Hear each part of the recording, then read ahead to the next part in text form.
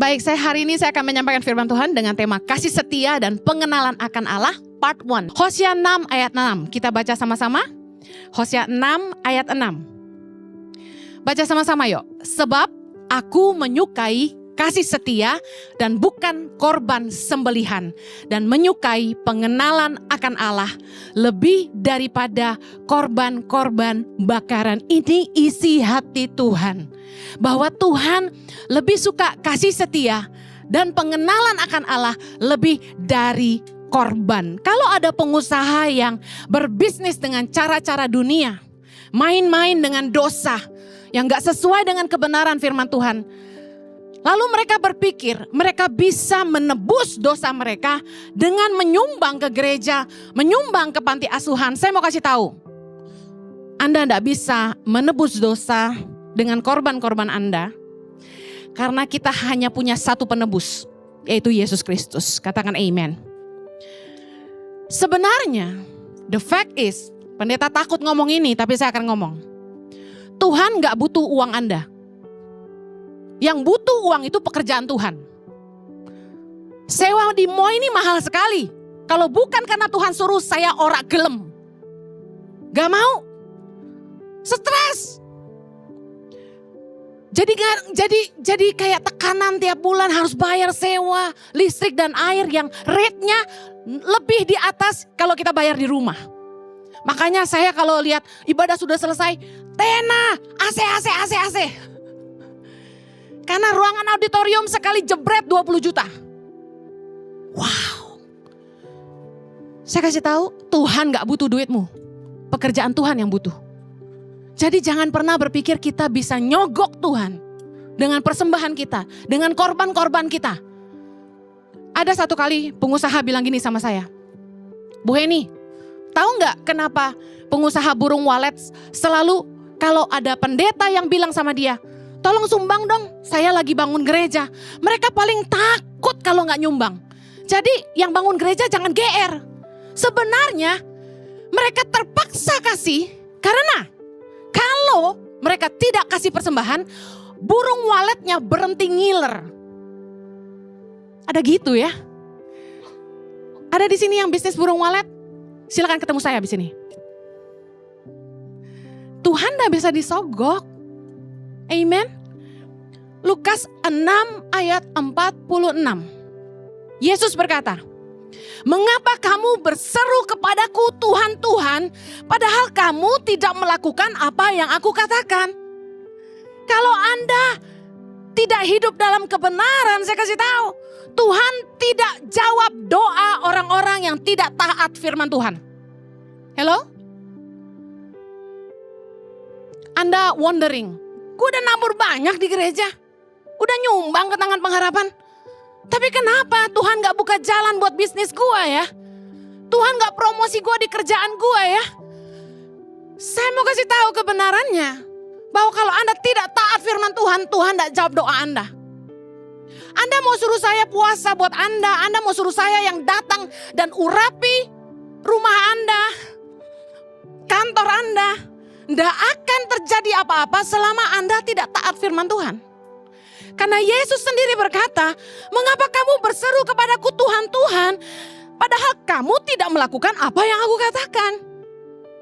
Bukankah orang tua suka kesal sama anak-anak mereka? Kamu cuma taunya minta duit. Papa mama harus ikuti apa yang kamu mau. Tapi kalau papa mama suruh kamu lakukan sesuatu, kamu tidak mau dengar. Kita orang tua juga gitu ya kan? Tuhan juga sama. Yesus berkata dalam Yohanes 14 ayat 15. Jikalau kamu mengasihi aku, kamu akan menuruti segala perintahku. Kalau kita tuh sayang sama Tuhan, kalau kita mengasihi Tuhan, kita pasti dengar firman Tuhan dan kita lakukan. Gak cengli banget kalau Anda bilang, I love you Lord, tapi Anda gak mau lakukan firman. Anda jalani hidup Anda suka-suka saya gitu. Anda mau gak nikah sama orang yang gak mau ngerti perasaan Anda? Mau gak? Berapa banyak istri-istri yang mengeluh, suaminya tahu dia gak suka, suaminya pulang malam melulu. Suaminya terlalu royal sama teman, sama keluarga. Padahal rumah sendiri butuh. Duit gak cukup buat makan, buat sekolah. Tapi foya-foya, istri kasih tahu. Suami gak mau dengar. Ada istri-istri yang udah bilang sama saya keberatan suami saya selalu foya-foya sama karyawannya. Dan pulang larut, malam bahkan pagi. Dia tahu itu melukai istrinya, tapi dia gak peduli. Dia tetap pulang pagi. Ada suami-suami yang juga mengeluh sama saya. Istri saya itu tidak puas sama dirinya sendiri, Bu Heni. Selalu saja ingin lebih. Belum punya Chanel, belum punya Louis Vuitton. Kalau dia marah sama istrinya, dia ancam gini, gue gak beliin tas loh, gitu. Dia bilang istri saya tidak puas sama dirinya sendiri. Bolak-balik operasi, sampai ada yang gini. Giginya dibikin kayak gigi saya gini. Gigi kelinci. Waktu saya kecil, mama saya ndak kasih saya uang untuk pasang kawat gigi, Makanya jadi gini. Saya tuh agak minder dulu dengan gigi saya. Tapi sekarang artis-artis operasi pasang gigi kelinci. Saya ndak habis pikir, memang zaman tuh, ini zaman edan katanya gitu. Suaminya bilang, Bu Heni bayangkan, saya enggak suka giginya gitu, dia pasang kayak gitu. Saya langsung, soalnya gigi gue gitu kan. Maksud dia gini, kalau alami gak apa-apa, ini kan enggak jadi aneh. Dia bilang gini, Bu Heni tahu, waktu dia pulang dari dokter gigi saya kaget, giginya panjang sekali. Saya suruh gergaji katanya. Udah jangan aneh-aneh apa sih? Mama saya pernah bilang sama saya, kamu gak mau operasi hidungmu? Gak usah, saya bilang. Tinggal gambar, kasih ungkilap dikit udah jadi. Kata raja cantik Cici hari ini, puji Tuhan. Meskipun suami saya suka godain hidung saya, tapi biar aja. Tahu gak hidung sekecil ini hoki disayang suami? Haleluya. Jadi banyak suami yang frustasi karena istrinya gak mau dengar dia. Dikasih tahu gak mau dengar. Tapi istri-istri juga banyak yang frustasi sama suaminya. Gak mau ngerti perasaan dia. Sebenarnya apa yang kita belajar coba? Nikah sama orang yang gak peduli perasaan kita.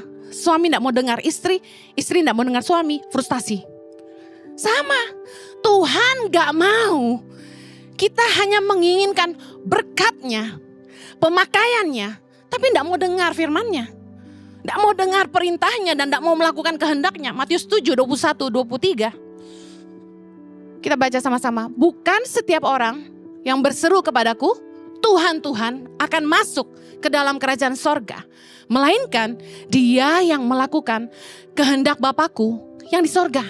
Pada hari terakhir banyak orang akan berseru kepadaku, Tuhan, Tuhan, bukankah kami bernubuat demi namamu dan mengusir setan demi namamu dan mengadakan banyak mujizat demi namamu juga. Ayat 23. Pada waktu itulah aku akan berterus terang kepada mereka dan berkata, aku tidak pernah mengenal kamu, enyahlah daripadaku, kamu sekalian pembuat kejahatan. Coba belajar firman ini. Di awal Yesus katakan di ayat 21, bukan orang yang berseru kepadaku Tuhan, Tuhan yang akan masuk dalam kerajaan sorga.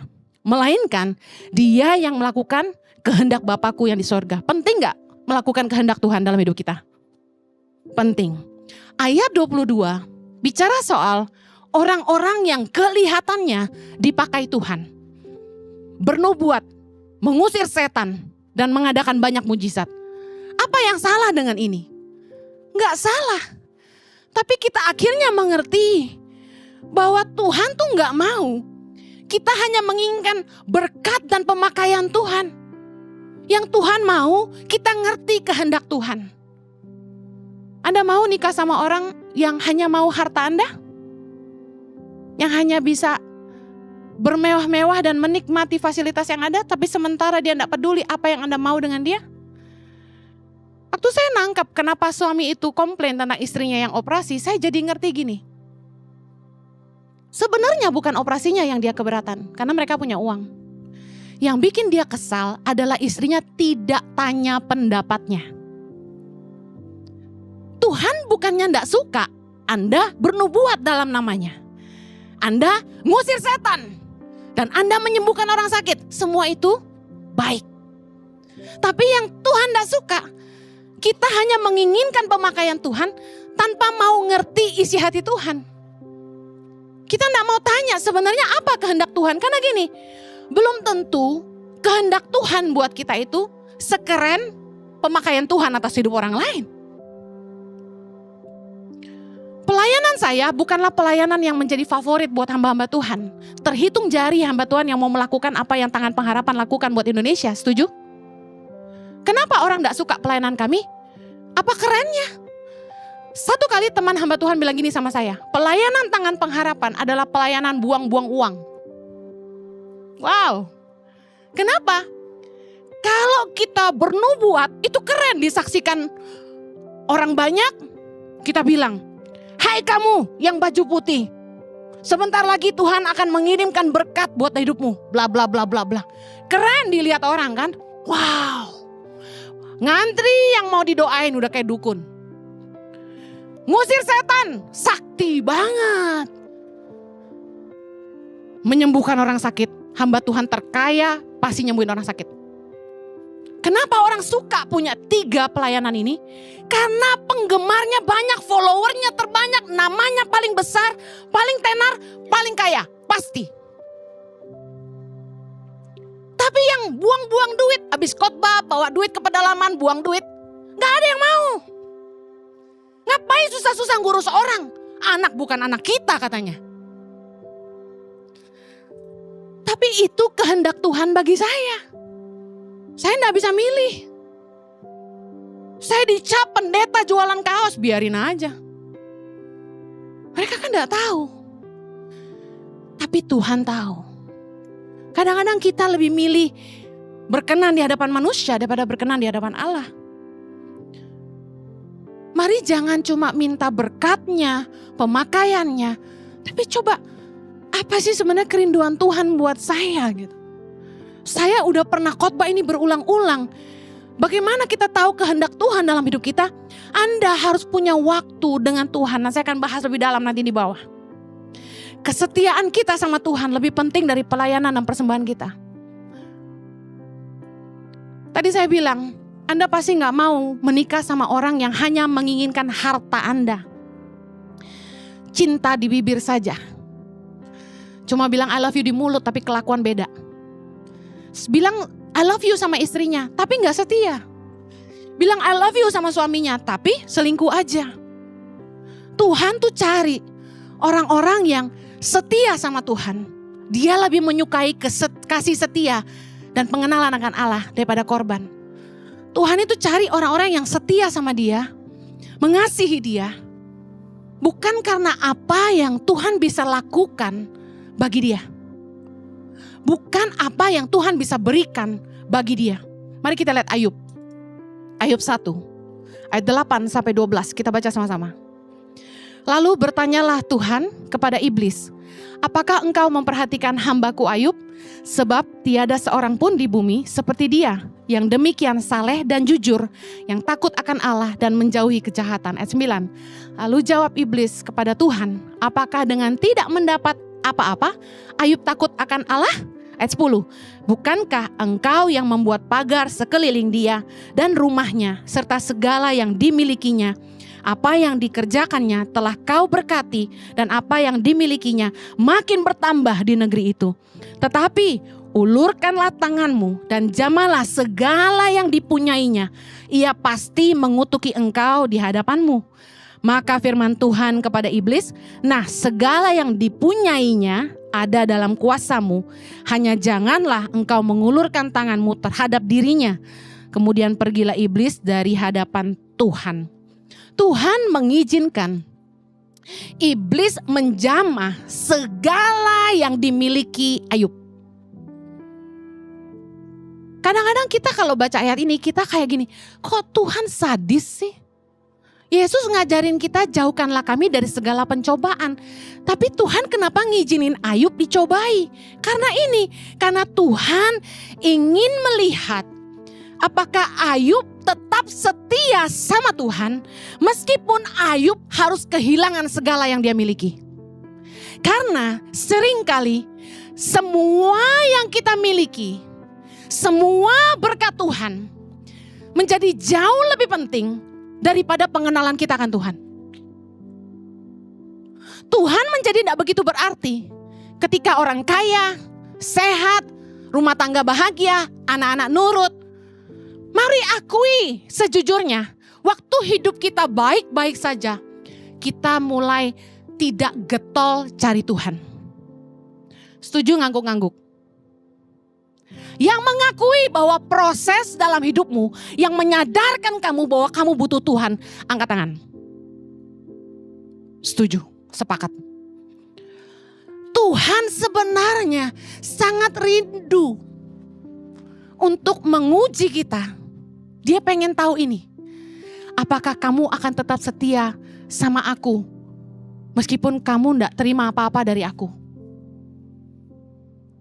Dalam pernikahan, kita sebagai perempuan akan diuji ketika kita ada di bawah. Setuju? Ketika suami kita tidak bisa kasih kita apa-apa. Tapi di hidup saya malah kebalik, saya pernah berpikir begini. Suatu hari, saya sempat berpikir dan merenung. Apakah suami saya akan tetap mengasihi saya kalau saya tidak bisa memberikan apa-apa? Kalau saya sakit dan saya tidak berdaya, apakah tetap suami saya mengasihi saya? Kalau saya tidak berdaya. Kenapa saya punya kekhawatiran itu? Karena saya merasa Jojo itu suka punya istri yang berkarya. Dia tidak suka housewife doing nothing. Kalau Anda tipe perempuan yang cuma tahu di rumah, boro-boro ngurus anak karena ada suster, Anda cuma tahu pesta-pesta, makan-makan, sosialita, traveling, Anda tidak cocok. Anda bukan tipe istri suami saya. Suami saya tidak suka saya nganggur. Saya tiduran di tempat tidur nonton Netflix aja, dia langsung komentar. Enak banget hidupmu. Hah? Aku udah kerja keras loh. Dan satu-satunya saya punya waktu rebah-rebah nonton Netflix cuma Senin malam. Selebihnya enggak pernah, enggak ada waktu. Bukannya dia enggak cinta sama saya, tapi dia enggak suka tipe perempuan yang cuma leha-leha hidupnya. Oh my God, ada istri-istri yang doing nothing. Itu suaminya pada putus asa ngomong sama saya. Istri saya tuh enggak bikin apa-apa, tahu enggak Ci? Makan, tidur, nonton drakor, ngurus anjing, shopping, makan, pulang, tidur. Gak ngapa-ngapain Ci. Dalam hatiku, aku ngerti kowe gelem bojomu koyo oku. Bahasa Indonesianya, aku ngerti perasaannya bahwa kamu pengen istrimu berkarya seperti saya gitu loh. Tapi kan tiap perempuan beda. Kalau Anda bisa mencukupi semuanya ya istrimu udah ngapa-ngapain. Kan gitu. Tapi kebetulan Jojo menikah sama perempuan yang gak bisa diem. Nah, yang punya panggilan Tuhan dalam hidupnya. Tapi saya pernah memikirkan, Jojo tetap sayang gak sama saya kalau saya gak bisa apa-apa? Gak usah jawab hari ini. Jujur aja, pernah gak Anda mikir gitu?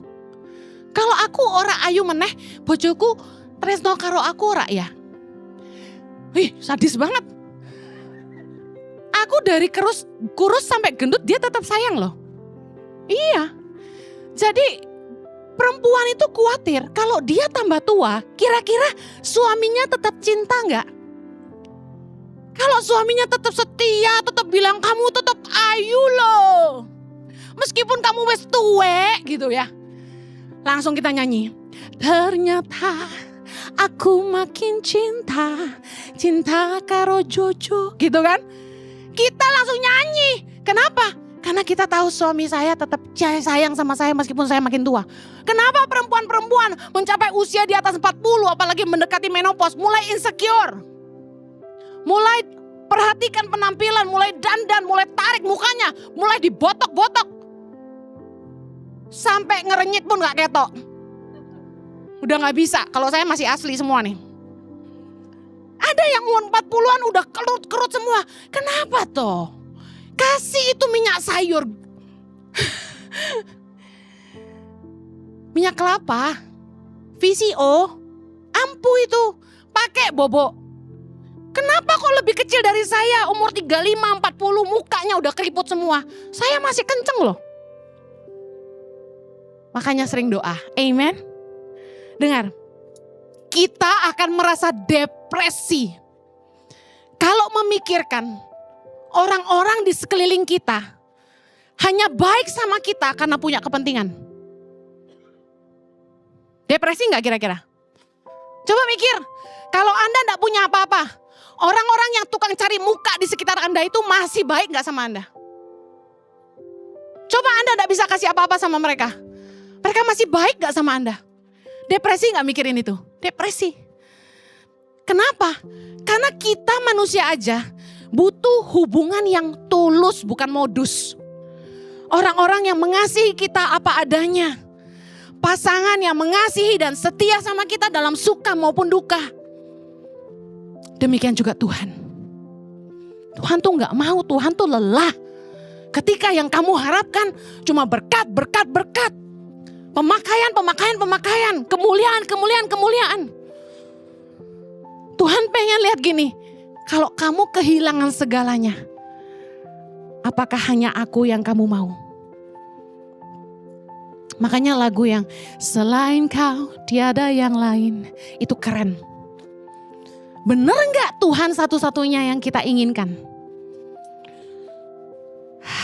Tuhan itu ingin kita belajar setia sama Tuhan dalam suka maupun duka.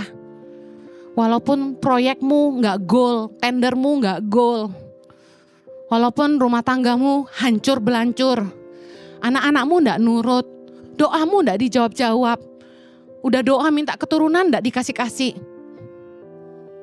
Kalaupun kamu harus sakit, masih bisa gak bilang, selain kau tiada yang lain. Hanya Tuhan. Dengar baik, Tuhan itu lebih menyukai kasih setia dan pengenalan akan Allah. Apa itu pengenalan akan Allah? Mari lihat Mazmur 103 ayat 7. Mazmur 103 ayat 7, ia telah memperkenalkan jalan-jalannya kepada Musa, perbuatan-perbuatannya kepada orang Israel. Anda Israel atau Musa? Musa diperkenalkan Tuhan jalan-jalannya Tuhan. Tapi kepada orang Israel Tuhan menyatakan perbuatan-perbuatannya. Bicara apa? Orang Israel gak kenal Tuhan. Bangsa Israel cuma melihat perbuatan Tuhan. Tiang awan, tiang api, roti mana, burung puyuh. Mereka cuma lihat Tuhan belah Laut Merah. Tuhan buat mujizat ini dan itu. Orang Israel cuma lihat perbuatan-perbuatan Tuhan. Tapi kepada Musa Tuhan memperkenalkan jalan-jalannya. Artinya apa? Ada hubungan yang lebih intim. One on one. Kualitas sebuah hubungan tidak ditentukan dari berapa lama Anda mengenal seseorang, tapi seberapa dalam Anda mengenal dia. Kita punya staff yang kita gaji katakan. Mereka cuma menikmati berkat-berkat perbuatan-perbuatan kita buat mereka. Tapi apakah mereka sungguh-sungguh mengenal atasannya? No. Orang yang benar-benar mengenal kita, dia tahu kita suka makan apa. Betul gak? Dia tahu kita alergi apa. Dia tahu kita gak sukanya apa. Dia tahu apa yang bisa bikin kita marah. Dia tahu bagaimana menghadapi kita ketika kita marah. Dan yang paling keren, staf yang benar-benar mengenal kita. Dia sebelum tanya kita, dia udah tahu apa yang kita akan ngomong. Betul? Jadi dalam hidup kita ada orang-orang yang hanya sekedar pengen nikmati berkat dari kita. Tapi ada orang-orang yang pengen benar-benar mengenal kita. Pengen tahu isi hati kita. Orang-orang yang pengen sekedar dekat aja, gak butuh apa-apa. Manusia lebih suka perbuatan-perbuatan Tuhan. Tapi sesungguhnya Tuhan ingin kita belajar mengenal Tuhan. Gimana caranya mengenal Tuhan? Sama seperti ketika Anda berusaha mendekati seseorang. Anak-anak muda ketika PDKT, what do you do? Ketika Anda naksir sama seseorang, what do you do? Ketika ibu-ibu mulai mengagumi seorang hamba Tuhan, apa yang Anda lakukan? Nomor 1, kepoin sosmednya. Betul? Follow. Kemudian berusaha dapetin kontaknya. Benar gak? Naksir cewek langsung, bro, lu kenal bro? Siapa tuh bro? Minta dong kontaknya. Ada, saya pernah cerita suamiku ditaksir cewek-cewek dimintain kontaknya, dia kasih. Bikin emosi. Kenali sifat dan karakternya. Apa yang dia suka, apa yang dia suka. Ketika Anda berusaha dekat sama seseorang, Anda mulai belajarin, dia kayaknya suka warna biru deh. Kayaknya dia suka kuning, dia pakai kuning terus. Terus kita mulai belajar orang ini gak suka apa. Makanan kesukaan, warna kesukaan, hobinya. Kamu kalau es krim sukanya strawberry, coklat, vanilla. Gitu nanyanya. Kita mulai belajarin kebiasaannya. Pernah gak Anda PDKT ngejer orang, Anda sampai tahu tiap Senin dia olahraga. Tiap Jumat dia pergi main futsal. Anda sampai tahu gitu kegiatannya. Saya percaya kalau Anda ingin mengenal Tuhan, yang Anda harus lakukan yang pertama, Anda belajar tentang Tuhan. Belajar tentang Tuhan tuh gimana? Ya baca firman. Orang Kristen kok gak mau baca Alkitab? Bu Heni, yang paling penting itu kitab mana? Semuanya dibaca. Sampai lu mumet pindah. Baca yang paling gampang dimengerti. Saya sarankan kalau Anda bisa baca dari Kejadian sampai Wahyu selesaikan. Kalau ada yang ini apa sih sehasta, 2 hasta, 3 hasta. Udah lompat aja kalau Anda daripada ada bobo Anda ganti. Tapi baca firman. Saya paling suka Mazmur, Amsal, Perjanjian Baru. Ya, kitab Injil. Saya paling suka. Nah, belajar tentang Tuhan, saya suka baca tentang apa yang Yesus katakan. Jadi kan kalau di Alkitab itu ada yang tulisannya merah ya, perkataan Tuhan Yesus ya. Wah, saya tuh senang ngelihat reaksi Yesus. Waktu orang Farisi mulai kompor, responnya gimana. Waktu orang jahatin dia, responnya gimana. Ada yang Yesus punya jurus hilang, itu keren banget gak? Yang dia didesak ke jurang, lalu dia hilang. Wow, Yesus punya ilmu. Baca tuh kayak buku cerita gitu loh. Nah, belajar tentang Tuhan. Ketika kita baca firman, sebenarnya gini, kita mulai belajar ngerti pikiran-pikiran Tuhan. Jalan-jalannya Tuhan. Oh, Tuhan tuh gak suka kalau kita memandang rendah orang lain. Oh, Tuhan tuh gak suka kalau kita jahat sama orang. Kita jadi ngerti cara pikir Tuhan. Nah, staf saya yang dekat dengan saya, dia ngerti persis keputusan-keputusan saya. Jadi contoh, kalau mereka punya kebutuhan membeli sesuatu, pasti saya minta mereka cari 3 perbandingan harga. Termurah, sedang, termahal. Staf yang benar-benar mengenal saya, dia tahu saya akan pilih yang tengah-tengah. Nggak perlu mewah, tapi kualitasnya harus bagus. Nah, orang dekat sama kita jadi ngerti cara pikir kita. Paham maksud saya? Kalau Anda dekat dengan Tuhan, Anda sering baca firman, Anda akan copy paste cara pikir Tuhan. Otomatis cara berpikirmu ikut firman Tuhan. Lalu bagaimana mulai mengenal Tuhan? Miliki waktu-waktu pribadi dengan Tuhan. Waktu pribadi itu gini, saya pernah khotbah tentang tempat sunyi, waktu tenang.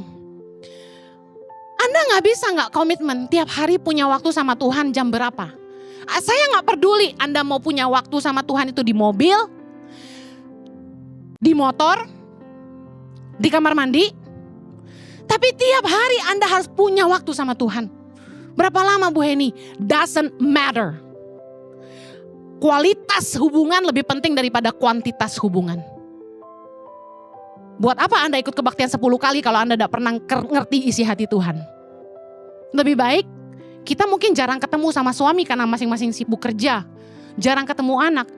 Tapi ketika Anda punya waktu sama suami dan istri dan anakmu, kamu kasih 100% waktumu. 1 jam efektif dan berkualitas. Nggak main handphone. Nggak lihat kanan kiri. Tapi Anda fokus sama mereka. Sama Tuhan juga gitu. Mungkin waktumu cuma sehari setengah jam tapi 2 kali. Pagi dan malam. It's okay. Tapi paling enggak kamu fokus sama Tuhan dan kamu coba bilang ini. All I want is you Lord. All I want is you. Yang aku mau cuma Tuhan. Tuhan yang terbaik buat aku. Tuhan setia luar biasa buat aku. Tuhan keren. You know, just you and God. Dan kemudian kasih waktu tenang. Tuhan ngomong dong. Tuhan, bicara dong apa yang Tuhan mau. Saya mau belajar dengar Tuhan. Itu waktu berkualitas dengan Tuhan. Kita belajar ngerti isi hati Tuhan. Saya bisa bilang orang yang punya waktu dengan Tuhan dan ngerti isi hati Tuhan, hidupnya akan tajam. Dia akan tajam dalam buat keputusan. Saya ngerti apa yang Tuhan mau untuk saya. Makanya saya dari umur 28 sudah bikin tangan pengharapan bersama suami saya. Sementara orang-orang itu nggak favorit. Kegiatan-kegiatan kami itu orang nggak suka. Tapi saya terus lakukan karena saya ngerti hati Tuhan. Kemudian belajar peka. Apa sih yang berkenan sama Tuhan? Apa sih yang gak berkenan sama Tuhan? Apa sih yang bisa bikin Tuhan marah? Apa yang bisa menyakiti hati Tuhan? Belajar, baca firman. Nah, tadi saya sudah bilang bahwa kualitas suatu hubungan tidak ditentukan oleh seberapa lama Anda mengenal seseorang, tapi seberapa dalam Anda mengenal mereka. Saya mau kasih gini. Kalau kita udah biasa pakai barang asli, kita akan cepat mengenali ketika barang itu palsu. Kalau Anda enggak pernah pakai barang aslinya, Anda enggak tahu ini asli atau palsu, bisa paham maksud saya? Kalau Anda biasa pakai barang asli, Anda bisa mengenali, oh ini palsu. Pernah saya lupa di satu pameran, saya pakai satu brand make up, lalu saya pergi ke sebuah pameran dan saya bilang gini, ih kacau ini palsu nih. Karena saya udah pakai barangnya aslinya. Nah saya peka dengan dua hal. Kopi asli dan kopi palsu. Dari umur 6 tahun. Papa saya ajar saya minum kopi hitam. Jadi ketika saya disajikan kopi. Cuma cium baunya saya langsung tahu ini Nescafe. Cuma cium baunya saya tahu ini kapal api. Mungkin kalau saya nggak jadi pendeta, saya jadi barista kali. Saya cium bau kopi itu, saya langsung tahu ini kopi tubruk atau kopi mesin. Waktu kami naik pesawat, saya minta kopi sama pramugari, dihantarin ke meja saya, kebetulan dibayarin orang tiket bisnis kelas. Puji Tuhan, bisa order kopinya. Saya pikir selevel bisnis kelas, kopi mesin lah ya kan. Nggak taunya ditaruh di meja saya. Itu saya cium, ya Nescafe, sama kayak ekonomi. Suami saya bilang, kok kamu tahu? Kalau Anda sudah biasa minum kopi asli, saya minum kopi itu tiap pagi, 3 shot, biji asli. Di grinder, langsung jadi espresso, 3 shot saya minum. Jadi saya hafal rasa kopi dari biji asli. Saya pencinta kopi sampai saya bisa nyobain kopi dari mulai Aceh sampai Papua. Dari Toraja sampai Flores, saya cobain semua. Nah, karena saya biasa dengan biji kopi asli, saya tahu ketika itu kopi instan. Kalau Anda terbiasa bergaul dengan Tuhan, Anda terbiasa baca firman, Anda terbiasa dengan hidup kudus, Anda pasti peka ketika Anda melakukan hal-hal yang tidak berkenan sama Tuhan. Anda cepat mengenali ini dosa. Anda cepat mengenali Tuhan pasti enggak suka ini. Masalahnya manusia suka kompromi. Abu-abu. Suka tanya sama hamba Tuhan. Kalau begini boleh enggak kak? Saya bilang ini, jangan pembenaran diri sendiri. Lu minta gue bela keputusan lu. Lu tahu itu salah. Aku cerai. Aku boleh nikah lagi? Lu mau ngapain nanya gue? Lu baca kitab suci. Baca firman. Lu minta izin sama gue bilang gak boleh, mau apa lo? Gitu kan? Seringkali hamba Tuhan tuh dipakai jadi bumper buat bikin keputusan. Enak aja, dosa tanggung masing-masing bro. Bener gak? Masa nanya kita? Lu bikin keputusan, ingat konsekuensi ditanggung masing-masing. Kalau mau firman Tuhan, lakukan. Anda akan menghidupi yang namanya kehendak Tuhan dan bukan kehendak Tuhan. Kalau kita sadar bahwa itu gak berkenan, jangan lakukan. Tuhan tahu kita gak suka hidup dalam mabuk, pesta pora yang gak berarti, nginek, ngedrak, narkoba, main perempuan, pergi ke klub-klub yang ada striptisnya, penari-penari tanpa busana. Udahlah, jangan kompromi. Kalau Anda tahu itu salah, udah berhenti. Ketika ada orang chat Anda dan bilang gini, saya sebenarnya suka loh sama kamu. Padahal dia tahu kita sudah punya suami. Dia chat kita dan bilang, kamu cantik deh. Hah? Masa lu gak tahu dia lagi flirting, lu bohong. Udah jangan dijawab, blok. Jangan dijawab, masa sih? Kalau Anda sudah biasa jalan lurus, Anda pasti mengenali kalau ini sebenarnya nggak boleh. Tapi Bu Heni, kan bisnis itu di Indonesia nggak bisa lurus-lurus. Semua ada under table. Bedakan nyuap sama diminta. Kalau diminta, itu peraturan tidak tertulis. Lu nggak bayar, izinnya nggak keluar, kan gitu. Itu lu bayar. Tapi kalau dia nggak minta, lu kasih di bawah, itu lu salah gitu loh. Saya bilang sama staf saya, jangan coba-coba ya. Nggak ada. Kamu berlutut di depan dia, kamu ngemis sama dia. Jauh lebih benar daripada lu kasih amplop buat dia keluarin izin kita. Nggak usah. Saya kasih tahu. Pertanggungan jawab kita itu sama Tuhan. Hosea 4 ayat 6. Umatku binasa karena tidak mengenal Allah. Wow. Umatku binasa karena tidak mengenal Allah. Kenapa orang jadi binasa? Kenapa hidup dalam dosa dan maut? Karena gak kenal Tuhan. Makanya Anda harus terbiasa bergaul dengan Tuhan. Daniel 11 ayat 32. Tetapi umat yang mengenal Allahnya akan tetap kuat dan akan bertindak. Orang yang mengenal Tuhan akan kuat menghadapi godaan.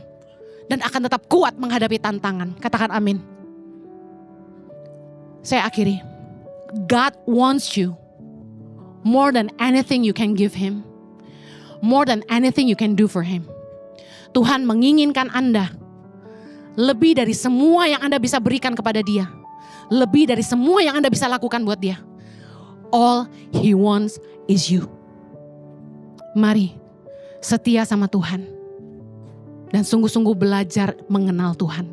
Berapa banyak Anda yang rindu untuk mengenal Tuhan lebih lagi.